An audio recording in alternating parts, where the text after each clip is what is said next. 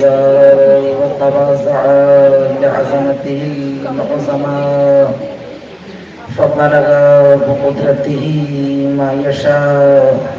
الحمد لله الذي هدانا لهذا وما كنا لنهتدي لولا أن هدانا الله.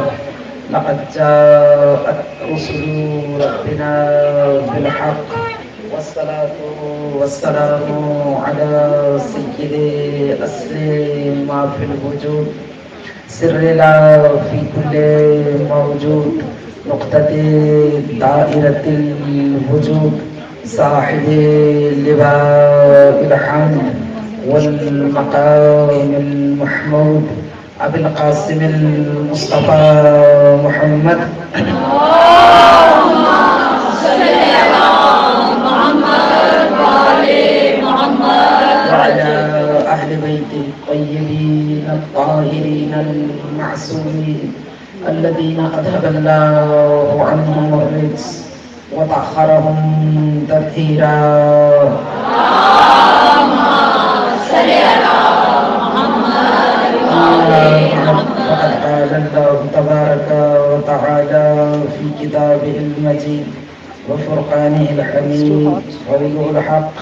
بسم الله الرحمن الرحيم. يا أيها الذين آمنوا كتب عليكم الصيام كما كتب على الذين من قبلكم لعلكم تتقون. صلوات. اللهم صل على محمد وآل محمد. माह मुबारक रमज़ान है। मुनासिबतें मुतअद्दिद व बेशुमार हैं। मासूम ने फरमाया है कि माह मुबारक रमज़ान में खालिक कायनात ने चूँकि कुछ अहादीस और आयात की का ज़ाहिर होता है, कुछ उनकी अपेरेंट मीनिंग होती है और कुछ उनकी हिडन मीनिंग होती है, आयात की, रिवायात की, अहादीस की।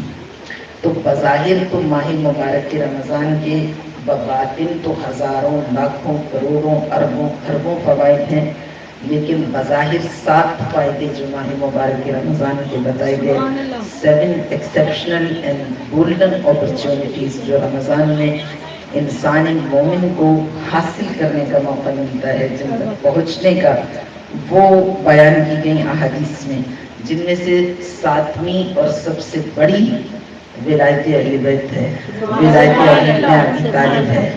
यानी इंसान तरक्की और इर्तिका के अब्दे मोमिन मराहिल को तय करता है जब से हिलाल माह मुबारक के रमज़ान जलवा नमा होता है, आगाज़ होता है इस ज़ियाफ़त इलाही के महीने का, इस शहरुल ज़ियाफ़त का, इस शहरुल फ़ज़ीला का, इस शहरुल रुश्द का, इस शहरुल कमाल, शहरुल बरका, शहरुल रहमा, शहरुल रफ़ा, शहरुल करामा, शहरुल इत्क़।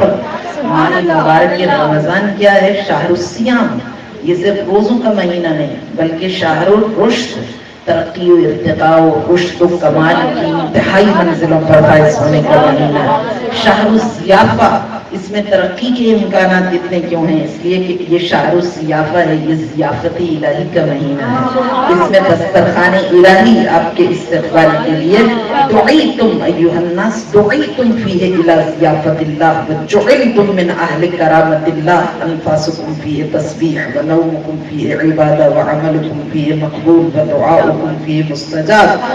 ऐ लोगों, ये पाक पैगंबर की ज़बान से अदा होने वाले कलिमात गौहरबार हैं जिनको साहिब नहजुल बलागा ने नक़ल किया। जब रमज़ानुल मुबारक का आगाज़ होने जाता था तो आक़ा नामदार सरकार रिसालत मआब सल्लल्लाहु अलैहि वसल्लम अपने साथियों और अपने असहाब रिज़वानुल्लाहि अलैहिम के साथ मुखातिब होते थे, उनसे मुखातिब होते थे और फरमाते थे अय्युहन्नास, ऐ लोगों। बल्कि यहाँ तक कहा गया कि पाक पैगंबर के बदन में लर्जिश आती थी। इज़ा दख़ल शहर रमज़ान तग़य्यर लौनु वजह रसूलिल्लाह सल्लल्लाहु अलैहि वसल्लम व कान यक़ूल लिअस्हाबिही सुब्हानल्लाहि माज़ा तस्तक़बिलून।